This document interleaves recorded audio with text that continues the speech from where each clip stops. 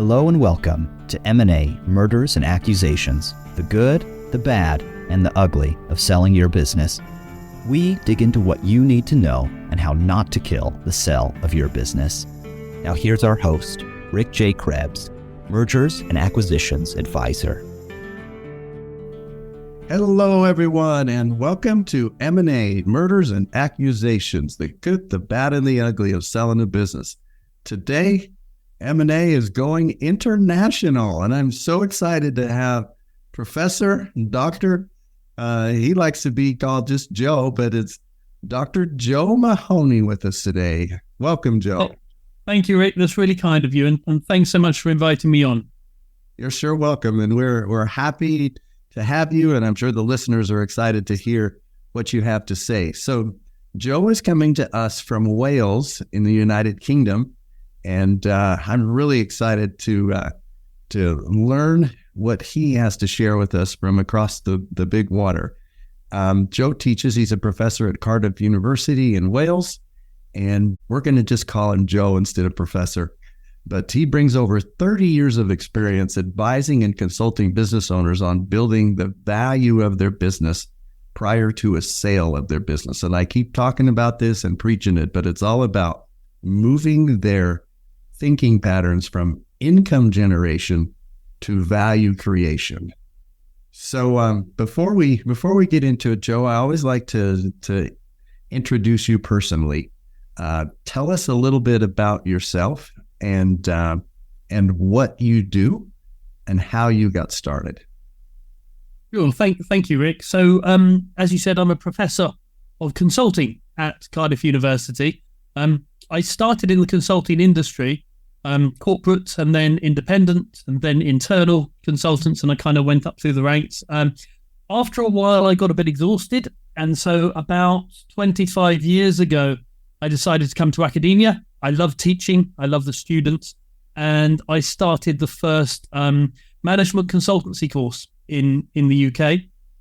And then I realized there were no decent textbooks on consulting. So I wrote the textbooks. And then my friends who I left in consulting kind of bumped up against partner and decided to leave and start their own firms and came to me for advice.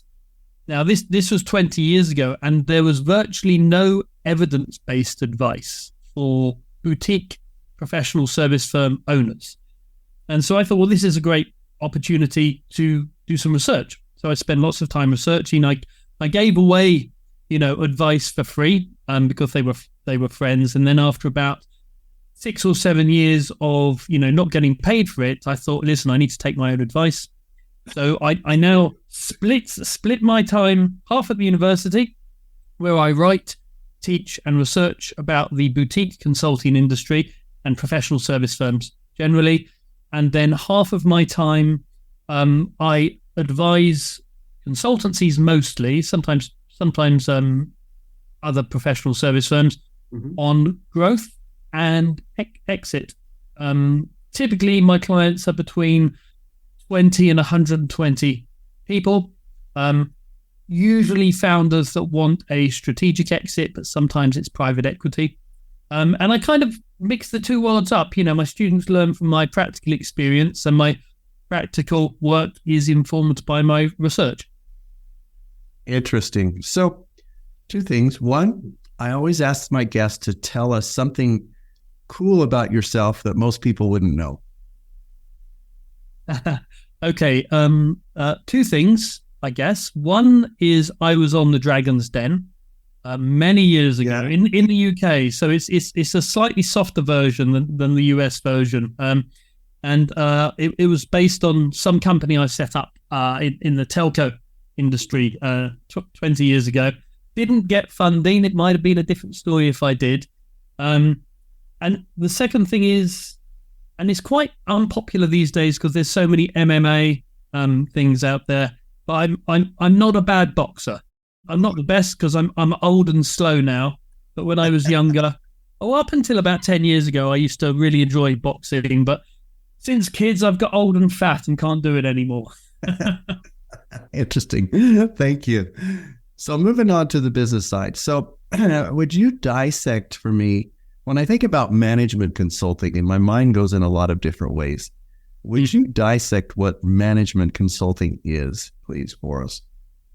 Sure. So it kind of splits into three subsections. You can cut it up lots of different ways. David Meister, the famous American who led the research on this, split it up into brains, experience, and process-based consulting. Brains is solving unique problems. Experience are typically, I think he called it grey-haired consulting. It's people that have been there and done it. They're solving problems that they've seen many times, but their clients have perhaps only seen once or twice. And then process-based consulting, which is highly method-based. But typically, management consultancies identify a problem. They help define the solution to the problem. Increasingly, they help solve the problem. So they identify the problem. You identify the problem, then you identify the solution. The solution. And then you help implement the solution. It might be, look, Rick, your marketing is terrible compared to your competitors. So that's identifying the problem, and it might specifically be around around your content interaction. And then the solution, after a bit of research and investigation, might be you need to launch a podcast, and then helping you implement that would be, doing the editing and the process and all the rest of it. So it used to be in the old days. I mean, McKinsey would say that implementation isn't really, or would have said implementation isn't consulting, but these days everyone's doing it because clients, quite rightly, got annoyed because people would come in, provide great strategies, and then disappear. And then people fail because they don't know how to implement it. Yeah, exactly. Yeah. So even McKinsey now do the implementation stuff because they're very wary of dropping $250,000 present slide deck, and then walking away, and then the client's stuck with not knowing what to do with it. $250,000 they spend on it, and then it just wastes away. The 80s and 90s are littered with at least $250,000, especially from McKinsey, Bain, and Boston Consulting Group. Those slide decks that would sit in your drawer, or more lately on your hard drive, gathering dust. I mean, it's a good thing that people are doing more implementation now because it means that there's greater success rates. The trouble is with the consulting industry, it's become so competitive. Clients have got much smarter. Everyone's got an MBA, it seems, these days. And there's more consultants out there, chasing a smaller and smaller amount of work. That's interesting because consulting can go in so many different ways. Right? Business fundamentals, marketing, digital media. There's just so many different ways. And we had a group. I'm president of a Utah chapter of Exit Planners, and we bring in business owners, we bring in sellers and advisors. And there was a business owner there, and it was very interesting. We asked him, "What's it like to consider the sell of a business and be here?" And he indicated, he said, "Rick, we get so much information that it's really hard for us to know who to trust." And you probably see that in the consulting world. There's so many different consultants, so many different people out there offering services, and business owners are just wondering where to go, who they can trust. And they see the need, right? We identify the need, especially when you're looking at a future exit, but it's like, okay, now what? And I think there's a hesitancy because there's so much, so they do nothing. Right? Out of the 100 people that are approaching them, you just pick one and you're going to do well. But they don't pick any because they're bombarded and overwhelmed by all of the people that are approaching them. So. Yeah, definitely, especially in the world of social media and digital marketing. And it used to be something that consultancies didn't do because it was seen as a little bit dirty. McKinsey always used to say we don't sell, people come to us. Well, they sell now because everyone else is selling. So we don't advertise. People come to us. But trust is crucial. Consultancy is what they call what economists call a credence good, in that you're not guaranteed an outcome. And with goods like that, trust is everything. And so, it's different. If you're buying an iPad and it doesn't work, you take it back, you say, hey, give me my money back. This iPad doesn't work. Yeah. But if you get a badly implemented change program, then the contract will be such that you're probably as liable as the consultancy, and it's going to end up costing you a fortune to go through the courts. So trust is everything, which is why, if you excuse my language, it pisses me off a bit that that there's so many, there's so many people saying, oh, just sell your consultancy or sell your stuff through advertising on social media. Mm-hmm. Well, that's not really the way that trust builds up. So it's still very much a relationship-based business. Wow. That is so true. In the world of technology, it really is about relationships and people. So help me understand, if I'm a business owner and I'm confused and I'm trying to find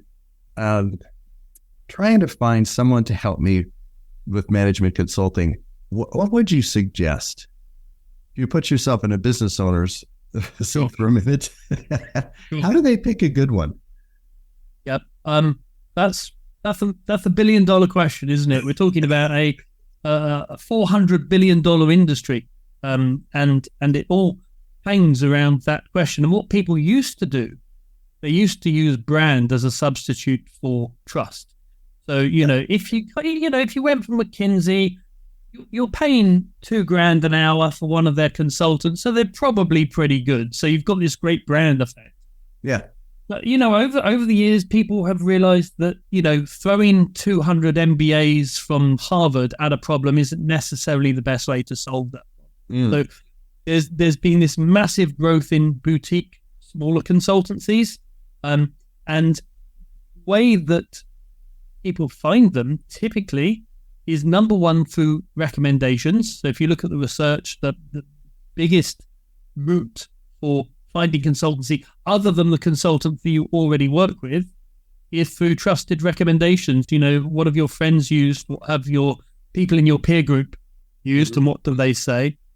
And then things like thought leadership. You might look at the papers that they publish, the research that they've done, the cases that they've done in the past. And then finally, you might do, if it's a big enough project, you might go through procurement, if you're at a big firm, and then you do the formal request for proposal, request for information, and then do a sort of scoring matrix to find the right one, which isn't, in my view, the best way to find good consultancy. My next question is, we had spoken earlier about AI, and I was intrigued by how AI, everyone's talking about AI right now. I think it's a very powerful tool. It's like the European sports car that's sitting in the driveway and we have the keys and we don't know how to drive it. No one knows what to do with it. They understand it's powerful, right? And we'd love to get in that driver's seat, but I was intrigued by that, and I'm wondering how AI is changing the consulting or professional service space. Yeah, it's a really good question, because there's a huge amount of hype out there. And obviously, nothing is going to live up to the hype, the hype cycle. And those cycles have been going on since the 1950s about AI. But it is slightly different this time, because now we have generative AI, and it's something that anyone can interact with. So I'm writing a book on this at the moment. I'm kind of collecting stories about what works and what doesn't, and the risks and all the rest. I've been involved with a couple of AI implementations in consultancies. But the key thing here is that at the moment, most generative AI is being used at the task level.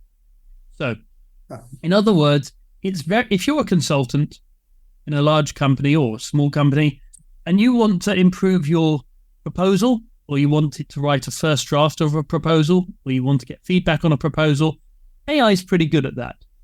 If you want it to knock up a PowerPoint from some of your notes, it's not bad at that. It does the job that a junior analyst or a junior consultant might do. It's very good at analyzing qualitative data. It's not as good as a PhD researcher would be, but it's not bad.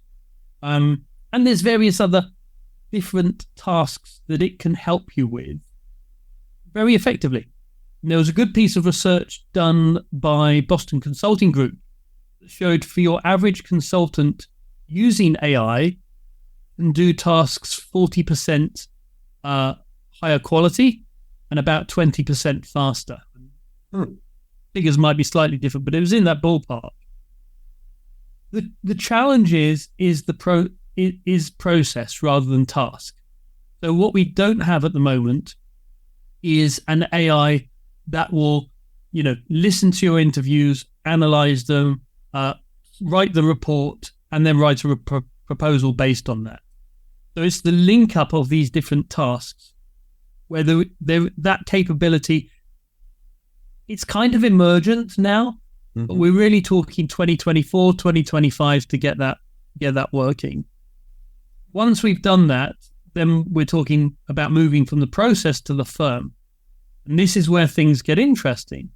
Because if I'm a consultant with a whole load of knowledge, but there's an AI that has the same knowledge as me, can analyze the data faster, come up with good recommendations, why on earth as a client wouldn't I use the AI rather than paying £1,000 an hour for a strategy consultant? So I think we're right at the beginning of the journey. There's some things it can do pretty damn well at the moment, but there's other things where there's a long way to go. And nobody really knows how far down that path we're going to go. Okay, you've just blown my mind. It's crazy, some of the stuff it can do. I use it every day, probably every hour. So you're talking about an AI tool that you could type in or listens to the interviews with each of the people, and then it crafts a strategy based on the experience and what it's learned. Literally today, I had so when I bring on board a new client, I give them a questionnaire. It's manual. They give me out of 300 questions, they give me answers, and then I sit down with them for 2 hours and go through the answers and ask them follow-up questions. It usually takes me a day to get all of that stuff together, get the priorities right, get the themes coming out, all the rest of it. What I did for the first time today, I did that myself, and I got it down to 10 prioritized actions that I felt the client should do in order to maximize their value for exit. I then took the transcription from AI and put it through AI with the answers to the questionnaire and asked it to come up with 10 prioritized action items. And it came up with exactly the same list as I did.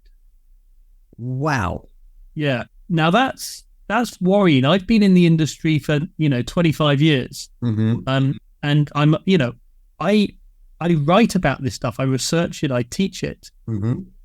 And it was doing as good a job, maybe not exactly, but it was 90% of the way there without any training. That was just pure using GPT. So as a tool for you as a consultant, the way I could see it going was you could put it in and ask for those 10 things and have them within seconds. And then you apply your knowledge and experience and judgment to that. And you mean me as a consultant or me as a client? You as a consultant. Me as a consultant. Yep. Yeah. Consultant for your recommendations for the client. Yeah. So that's what we're getting at the moment. My research, I did a survey recently, and I found that 3/4 of consultants were using AI, but 3/4 of them weren't telling anyone about it. So they weren't even telling their bosses. They weren't telling anyone. Yeah. So they were pretending it's there. So I'm assuming here. There's a lot of consultancies, a lot of professional service firms have banned the use of AI because of client confidentiality. They don't want their researchers or their consultants uploading client data to the cloud. But consultants are doing it anyway. So this is really worrying for the industry. But the next step is, if this is what generative AI is like after 18 months, in 5 years' time, why bother having a consultant? So it has the power to wipe out an entire industry or a segment. Well, it already has. So what you'll find if you do a search for transcribers now, they're not there. So the Cardiff University used to spend about $3 million a year on human transcribers that would transcribe recorded interviews. And consultancies used to do that as well. Yeah. That industry doesn't exist anymore. It was wiped out in 2023. And people don't really talk about, people have been talking about AI complementing our work, But the transcriptionists are all looking for jobs now, and the universities happy because they save a couple $1 million a year, right? Yeah. So no one knows the limit of this at the moment. So it may well be that it stops at kind of general practitioner level. Your average doctor already provides worse diagnoses than artificial intelligence that's been trained on medical databases. But psychologically, people would much rather go to a human doctor. Yeah. Well, I don't know if that's going to be the same with consultants. I could see it totally changing the medical industry because the insurance companies, they don't want to pay a doctor. It's much less expensive because, over here, for the big insurance companies, it's a lot about money. It really is. And if they can have an AI tool that does a diagnosis quicker than the doctor, and that, it's pennies compared to a lot, hundreds of dollars or thousands of dollars, they're going to go that route. Wow. Yep. Wow. I'm going to be thinking about this all day now, Joe. Sorry, guy. I love it. So let's talk about AI and how it helps business owners who are looking to sell. How does it build value? I think I know, but I want to get your opinion on it. Okay, so I can only talk about the professional service industry because that's the one I know. If you ask me about tech or insurance, I don't know. But okay, what I'm seeing is two broad areas of AI that are helping business owners. One is internally saving money. So if you can get AI to analyze an interview or to generate a draft of a document, you're saving a few hours of a consultant's time. And it's the same with any other type of automation. This stuff is slightly more intelligent than your normal automation approach. Okay. So, and it's accessible to everyone. It's not costing, my subscription to GPT-4 costs me $20 a month. Yeah. So internally, it's all about saving time, but also potentially improving quality. Because what has surprised people is how creative AI is. So if you're going into a meeting or you're planning a workshop or you're doing a presentation, if you ask GPT-4 or Bard or whatever to come up with a set of ideas, probably going to be surprised at how creative and useful it is. So it's number one, reducing costs. Number two, improving quality of output. But then on the other side of the equation, you've got the services for the clients themselves. So if you're a consultancy or any service provider, for example, you might say, well, instead of you submitting a question to our consultants for this project, why don't you just ask the AI bot? Instead of us going away and doing the research for you, why don't you use this AI that we've trained on our databases? So again, it's saving you money as a consultancy, but it's also providing potentially a better service to your clients. Gotcha. So, in terms of exit, saving money, increasing quality, and happier clients, then you're maximizing your value. Wow, all at a fraction of the cost, right? Yeah. Can I give a caveat here, Rick? Because I don't want and I know your listeners are worldly wise, but I don't want them all rushing off and starting, spending a lot of money in terms of AI or automation or SaaS or whatever. If you own a professional service firm, generally speaking, software development, tech, automation, AI can be, if you wanted it to be, can be a very, very big investment. I would always encourage business owners to start small, test the market, test the process, see if it works, build from there. Rather than what I've seen some people do, consultancy owners always look at SaaS products and think, oh, look at the multiples these guys are getting. Mm-hmm. Consultancies only get a multiple of 7 to 10. If you've got a software business, it's 20, 30. Yeah. Oh, yeah. That's going down a little bit now, though. That's softening a bit. Yeah, sure. And it's with the bigger firms. But The key thing here is businesses don't realize how expensive software can be. So start, if you're doing any of this stuff, start small. Gotcha. I love that. And don't try and take on too much. Yeah. And I could see people just throwing a bunch of money at it, and it's just like flushing it down the toilet. They just and it's crazy. There are people that will, I put a request on to help someone integrate a bot into my website yesterday, and I had offers ranging from $8,000 down to $120. So there will be people that will charge you the earth simply because there's so much ignorance about this area. Oh yeah, interesting. So let's shift gears here a little bit and talk about preparing for a sale. So I could talk about AI all day, but I want to get to the nuts and bolts for the listener. Yeah.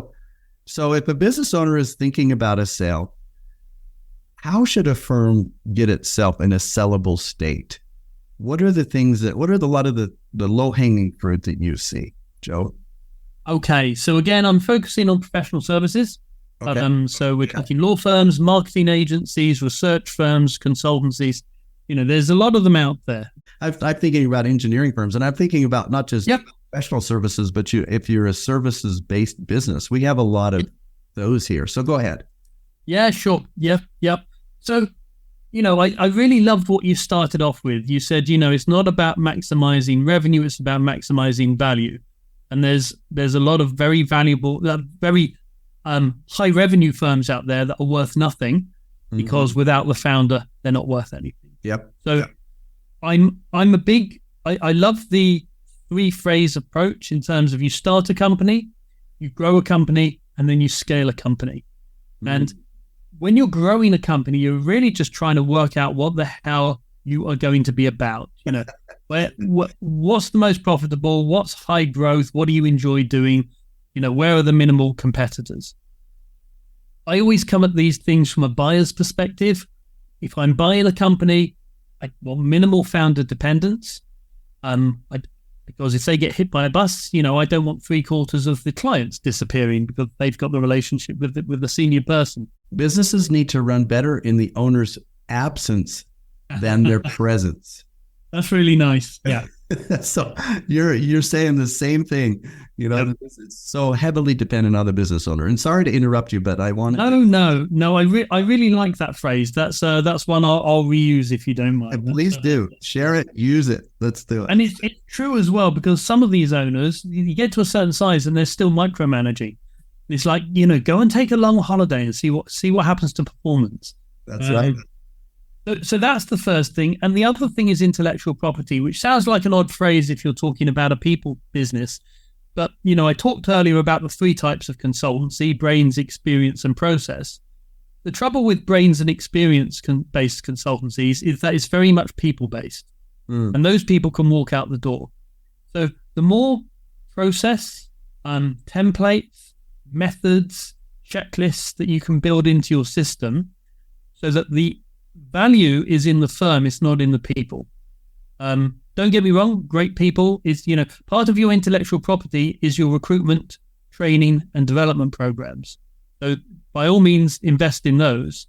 But you shouldn't be a company that's dependent on, 5 great rainmakers who bring in all the cash, or that one guy who works 24 hours a day and always manages to pull it out of the bag. You want systems, predictability, and processes, ideally throughout the firm, but that's difficult for a small consultancy. But that's the ideal you want to be moving towards. I love that. And I had a business owner tell me once that their job was to design processes. I've always thought and put people in those processes, because if you lose an employee and you have a good process, you're just going to find another person you can plug into that process. Right? I almost think process is as important or more important than the right people. Yep. Yeah. No, definitely. And there's a great book by it's called The E-Myth. Is it by Gaber or Graeber? Another US guy, and he says that there's a problem with great people, and that is that the process bends around them. So if you've got Marjorie in accounts who always pulls it out the bag, works 24 hours a day, then why bother creating a process that's perhaps going to constrain her? So in some ways, it's better to have just average people who are following a brilliant process than it is to get brilliant people who don't have a process. Gotcha. And it's easier to scale. You get good processes, Yeah. and then you can scale easier. Trying to find that one person that's the rainmaker working 24 hours a day, those are few and far between, right? Yeah. But to get processes in place, then it enables you to scale and opens the pathway for that. I love that. Yeah. Yeah. And I guess the final thing that, I could talk loads about the financial side, the EBITDA and the growth and, the margins and all the rest of it. But the other thing I would say from a buyer's perspective is typically if I'm a strategic buyer, I want you to fill a very specific hole in my offering. Mm-hmm. So, I've got a great offering, but I've got no presence in Germany. Or I've got these 4 great products, but there's a big gap in the middle around automation or whatever. Yeah. So the more you can define yourself very precisely as, filling a very specific need, much more likely you're going to get interest from a lot of buyers, which then generates a bidding war by which your multiple will increase. I love it. I just wrote that down. Defining yourself with a specific need that would attract the strategic buyers who are willing to pay more for the business pushes the price up. Love that. And it's more of with the buyer pool is going to be smaller, but the buyers are going to be more excited about it. In fact, I think excited is too small of a word. I think they're going to be ecstatic. Yes. Yeah. Yeah. And the other side of that is if you've developed 3 or 4 service lines. I was literally having this conversation before I jumped on this call. Mm-hmm. Great company, decent EBITDA, but they've got 2 very different service lines. And I said to them, look, you've got to either run 2 companies or get rid of one of them, spin one of them off. Because there's no way number one, there's no way a buyer is going to buy both of those. They're going to buy one and get rid of the other one. They're too different. And that's going to be less valuable. But the other thing is, as a client of yours, as someone who might be buying your services, I want to know that you are the specialist in this area and are going to do the best work. And that's why I'll go to you. If you're doing, 2 or 3 disparate things, I'm not going to think you're a specialist. So I'm certainly not going to pay top whack for your services.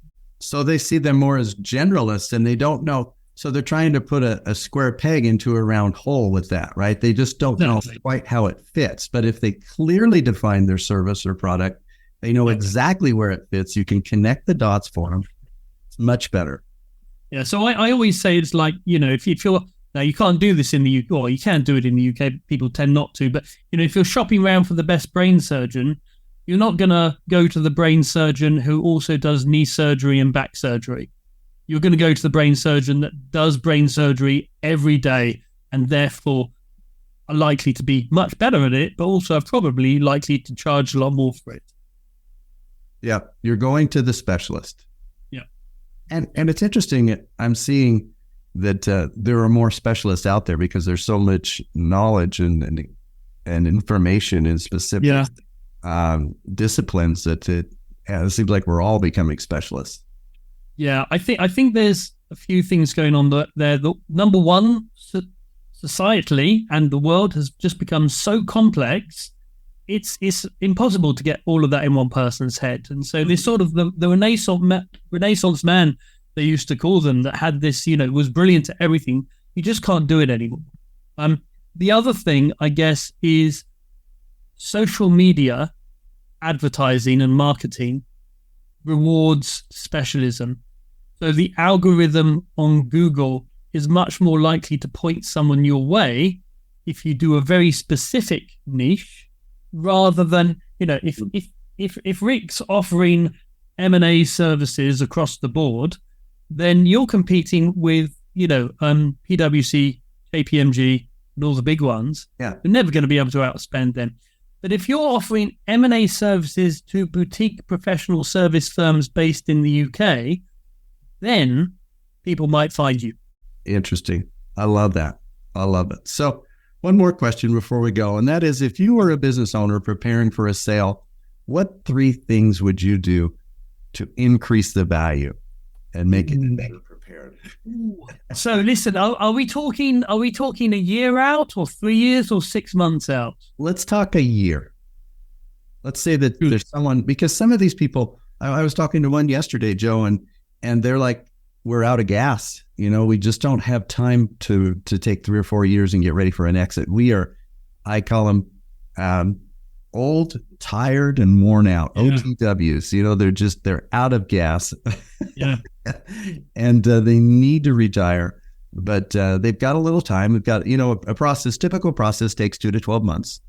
Yeah. The sales process. But so they do have a year to prepare before they take it to market. What 3 things would you do? Okay. So the first thing is not to do some things. So what you don't want to be doing is, decreasing your EBITDA by investing in long-term programs. I've seen it happen where someone says, now's the time to get a new CRM so you look more professional.